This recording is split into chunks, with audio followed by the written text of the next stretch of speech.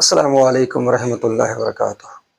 اللہم صلی علی محمد عبدک ورسولک وصلی علی المؤمنین والمؤمنات والمسلمین والمسلمات اللہم صلی علی محمد کما تحب و ترضی له۔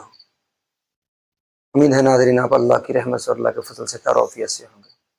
اللہ آپ کو اور آپ کی قیامت تک کی آنے والی نسلوں کو دنیا آخرت کی کامل خیر برکتیں راحتیں اور کامیابیاں عطا فرمائے آمین۔ ناظرین کرام، آج کی ویڈیو میں آپ کے لیے کچھ خاص باتیں لے کے آیا ہوں جن کو اکثر لوگ یا تو جانتے نہیں، اگر جانتے ہیں تو ہلکا سمجھتے ہیں، نظر انداز کر دیتے ہیں۔ آج کا میرا عنوان ہے دانتوں کی بیماریوں سے بچنے کی تدابیر۔ ایک تو ہے بیماری لگ گئی، اس کا علاج کرنا، اچھے اچھے پیسٹ، مہنگے پیسٹ، مسواکیں یا مختلف قسم کی مہنگی ادویات، بہت سے طریقے ہیں ٹریٹمنٹ کروانے کے، لیکن ایک ہے کہ بیماری لگے ہی نہ، روگ لگے ہی نہ، اگر تھوڑا بہت ہے بھی تو کنٹرول ہو جائے، بس اس سے آگے نہ بڑھے۔ میں آپ کے لیے وہ چیز لایا ہوں جس کے تحت آپ کو انشاءاللہ اللہ کے فضل سے ان دانتوں کے روگ لگیں گے ہی نہیں۔ مسواک ضرور کریں، صفائی رکھیں، سنت ہے مسواک کرنا، صفائی رکھنا دانتوں کی، بلکہ صفائی تو اسلام میں نصف ایمان قرار دیا گیا۔ لیکن ناظرین کرام، کچھ غلطیاں جو ہم لوگ کرتے ہیں جس کی وجہ سے ہمارے دانتوں کو روگ بھیانک لگتے ہیں، اور اگر ہم یہ غلطیاں بار بار کرتے رہیں گے تو پھر ہمارے دانتوں کو روگ اور بیماریاں لگتے ہی رہیں گے۔ پوری دنیا کی دوائیاں، میڈیسن، ادویات، ٹیوبیں، پین کلر، پیسٹ استعمال کر لو، دانتوں کی بیماریوں سے نہیں بچ سکتے آپ، اگر آپ یہ چند تدابیر اختیار نہیں کرتے۔ ان تدابیر میں ناظرین کرام، سب سے پہلے تو آپ جب بیت الخلاء جاتے ہیں اس میں تھوکنے کی غلطی نہ کریں۔ حتی الامکان کوشش کریں کہ آپ کبھی نہ تھوکیں بیت الخلاء میں، غسل کرتے وقت، استنجا کرتے وقت، طہارت کرتے وقت، مختصر اپنے بیت الخلاء میں تھوکنے کی غلطی نہیں کرنی، کبھی بھی نہیں کرنی۔ بیت الخلاء میں جو لوگ تھوکتے ہیں نا بار بار، اکثر ان کے دانتوں کو کیڑا اٹیک کرتا ہے سیاہ کلر کا، اور ان کے مسوڑ میں پیپ پڑتی ہے، مسوڑے پھولنا شروع ہو جاتے ہیں، ماس کھورا لگتا ہے۔ لوگوں نے میٹھے کو بدنام کر رکھا ہے کہ بھئی میٹھا کھانے سے لگتا ہے۔ ایسا نہیں ہے، صرف میٹھے سے نہیں لگتا، یہ بیت الخلاء میں تھوکنے سے بھی بھیانک بیماریاں لگتی ہیں۔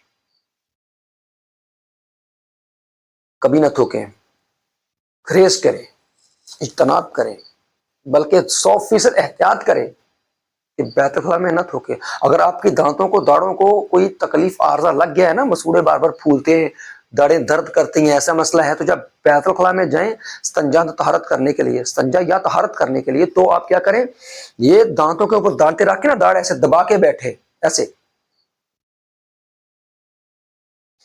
دبا کے رکھیں، دانتوں داڑوں کو دبا کے رکھیں۔ یقین کریں اگر آپ کو مسوڑوں کی بیماری لگ گئی ہے نا تو ختم ہو جائے گی۔ جب تک آپ طہارت یا استنجا کریں نا، چند سیکنڈ یا چند منٹ دبا کے رکھیں ان کو، وہ ختم ہو جائے گا، پین، وہ سوزش ختم ہو جائے گی، دوبارہ نہیں لگے گا انشاءاللہ۔ بس تھوکنا نہیں ہے بیت الخلاء میں۔ اور دوسرا، نہاتے وقت، نہانے کے درمیان میں، عمومی طور پہ یہ میں نے سنا بھی ہے کہ لوگوں کو استنجا کی حاجت ہو جاتی ہے جی، نہ جانے وہ پہلے کرتی نہیں ہوگی شاید اس لیے ہو جاتی ہے۔ پہلے کر لیں، استنجا کرنے، طہارت کرنا ہے غسل سے، لیکن جب غسل کرنا شروع ہو گئے نا تو غسل کرتے وقت درمیان میں آپ نے کبھی بھی استنجا کرنے، طہارت کرنے نہیں بیٹھنا، ٹھیک ہے؟ اس سے جو مرض لگتے ہیں نا وہ میخانے کے خطرناک مرض لگتے ہیں،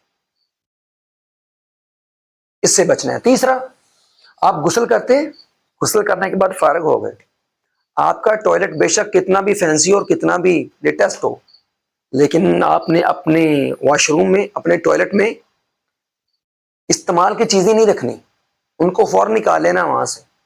وہ آپ کا پیسٹ ہیں، ٹیوبیں ہیں، وہ آپ کے کپڑے ہیں، وہ ٹاول ہے، یہ چیزیں آپ نے نہیں چھوڑنی وہاں پہ ناظرین کرام، ان کو نکال لینا وہاں سے۔ آپ کی سوچ بھی کام نہیں کرتی کہ بیت الخلاء میں موجود شیاطین ان کے ساتھ کیا کیا حرکات کرتے ہیں، اور ان کے نتیجے بہت برے نکلتے ہیں۔ مختلف جسمانی بیماریاں، روگ لگتے ہیں، روحانی بیماریاں، روگ لگتے ہیں۔